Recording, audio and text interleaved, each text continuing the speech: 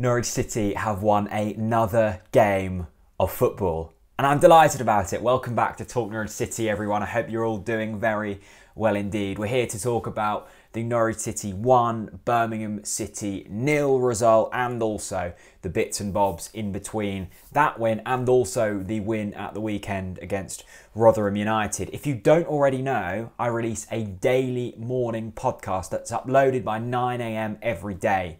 All you need to do is be a Ko-fi monthly contributor.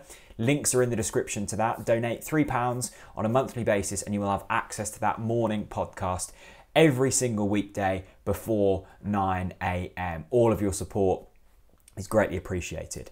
Let's get into the Birmingham game then. Another really crucial win for Norwich City. I think what we wanted this game to be was to back up that Rotherham game, and that Rotherham game not look like a complete flash in the pan moment. The stats against Rotherham and just the game to the general eye was that it was very open. We didn't defend particularly well, and we won the game via a 95th minute goal and a penalty, and also an own goal as well, and they were down to 10 men. Of course, we had 21 shots that game, and the performance wasn't too bad, but it was against a Rotherham side that we probably should be beating. Birmingham was a completely different test for Norwich City. It was an Aitor Karanka side, a side that we knew were going to set up incredibly defensively, and Birmingham have defended well on the majority very well this season. They've only conceded 3 goals. And this was going to be a really tricky test. The team was slightly different. Timu Pukki and Todd Cantwell coming in for Adam Eder and Marco Stiepermann. Pukki in the number 10 role, which I'll get onto later, but I wasn't overly keen on. But Norwich City have won the game, and although the scoreline was 1-0, and again Birmingham were down to 10 men, and the goal came late on, it was very convincing. I mean, I want to run you through some of these stats by the wonderful Twitter account, NCFC Numbers. Let's start with the win. It was the first win at Carrow Road in 235 days, which is ridiculous, isn't it? And they've finally avoided defeat behind closed doors at home at the 9th time of asking. Of course, the game against Preston earlier on in the season wasn't behind closed doors because there was fans there. 2/3 of our goals this season have been scored after the 80th minute, and we sit 7th in the table, having led for only 25 minutes of football this season, which is a completely bonkers stat. In terms of the passes, 767 passes attempted, 692 of those completed. Both are records for Norwich City since the collection of stats.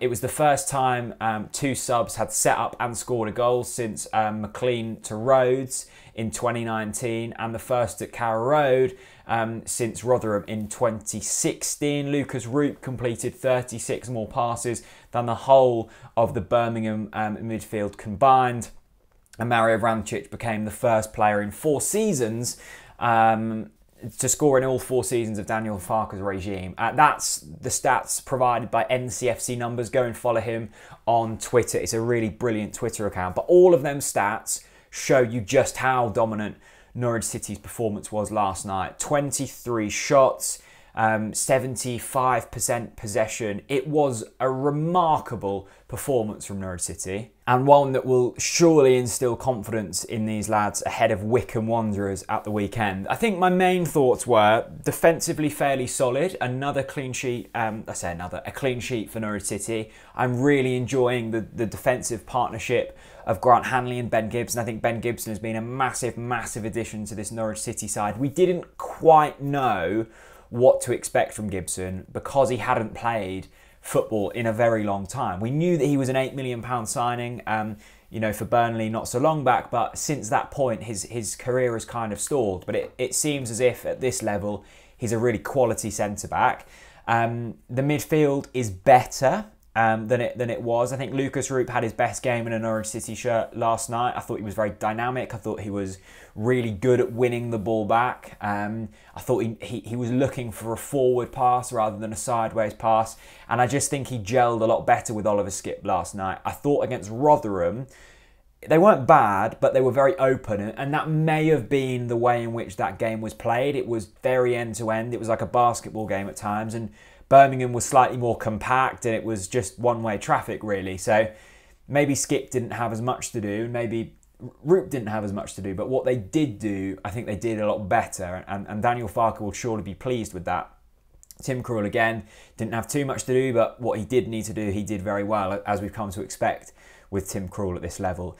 In terms of the attacking line, I think there were two really good performances, and I think there were two slightly average performances, and that's not necessarily their fault. I thought Emi Buendia and Todd Cantwell were fantastic. Todd Cantwell got the Man of the Match award from Sky Sports, and hopefully just completely puts to bed all this nonsense about his head being not fully in it. I've said from the start, there's two sides to every story. We haven't yet heard Todd's. We probably won't because we don't need to now. But look, Todd's heart is fully in this, and the performance he put in last night, although not fully sharp, he had a few really good chances that he would be disappointed he didn't score. He was everywhere. He kind of reminded me of what Jack Grealish is for Aston Villa, picking the ball up quite deep at times if needed, driving forwards, drawing fouls, relieving pressure, finding killer passes, drifting out wide if he needs to, and was just everywhere, but in a good way. And I really liked that performance from Todd Cantwell because he's another player who hasn't played too much football this season. I think Emi Buendia is an absolute magician at this level and will create something. You know, he'll find a pass that splits open a defence. And at this level, and especially at Carrow Road, there's going to be a lot of teams that play in the manner of which Birmingham City did last night. And we saw that in the Derby game. We didn't penetrate through that Derby defence as well as we did with Birmingham last night. And Emi Buendia can only help that. And I think now we've got stability and we know that we're going to have this squad that we've currently got until at least January. It allows us time to, you know, create systems around these players, and surely it just helps with a more settled squad. What I wasn't overly convinced about was Jordan Hugill up front and Teemu Pukki in the 10. Now, if I'm Daniel Farke, and I'm not Daniel Farke, so it probably won't change, I would be shifting Todd Cantwell into the 10. I'd be bringing in Poeta for Pukki and putting Poeta out on the left. And I'd just either be playing Hugill or Pukki, not both of them. And if you are going to play both of them, play them as two strikers. I think the connection just wasn't there, and maybe it is just because the way in which Birmingham played, where it was just us running at them and trying to break them down. That's not really Teemu's game. Teemu's game is where he can drift in behind the defence, off the shoulder, and bring himself one-on-one with the goalkeeper, and he never really got that opportunity. Hugill as well, he relies on crosses into the box, and although there was crosses into the box from Max Aarons and Javi Quintilla especially, there wasn't loads of them. So maybe it was early days, maybe it was the opposition we faced up against, but for the way I think Norwich City are most successful, I'd be rathering have pace down the wings in Poeta and just playing one out-and-out striker and still having both Todd and Emi on the pitch. But it's amazing how quickly this Norwich City team have changed over the past fortnight, really. It's been a really successful week for Norwich, and with Wycombe coming up at the weekend, who are definitely the Championship whipping boys, they're still without a win, they're still without a point in this division. And they haven't really looked like getting a point. They are very devoid of quality, and it's going to be, I think, a similar game at the weekend. I can't see Wycombe, you know, flying out of the traps and trying to hit us. It will be them trying to defend and trying to get something from a set piece. Gareth Ainsworth has made it very clear that they don't have the quality in this division and seems quite happy just losing week in, week out, because it was a remarkable achievement to get here in the first place. But we should be beating Wycombe. We have to be beating Wycombe. And if we put a performance in like we did last night, we will be beating Wycombe. There is no other doubt about that. So that's a big game. And then you're suddenly 3 wins on the bounce and looking upwards.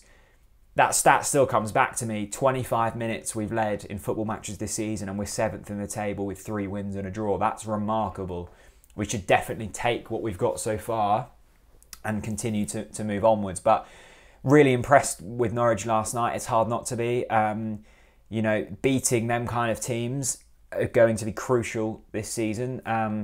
Good teams get past them kind of games. Average teams draw that 0-0 or lose 1-0, as we did against Derby earlier on in the season. There has already been a vast improvement, and there is still improvement to be there. We've had 44 shots in our last 2 games and scored 3 goals, 2 of them being a penalty and an own goal. So we definitely need to start converting more chances, and I think that will come.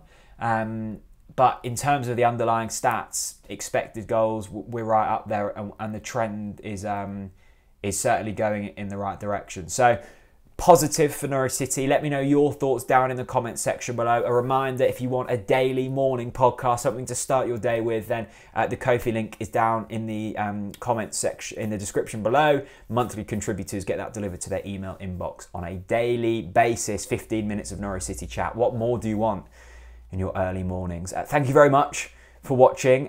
We will be back for the Wycombe game this week. Thanks to everyone that watched the watch along last night. I've been absolutely loving them. So yeah, hit subscribe to the Talk Norwich City YouTube channel so you don't miss out on anything, and I'll see you again very soon. Bye bye.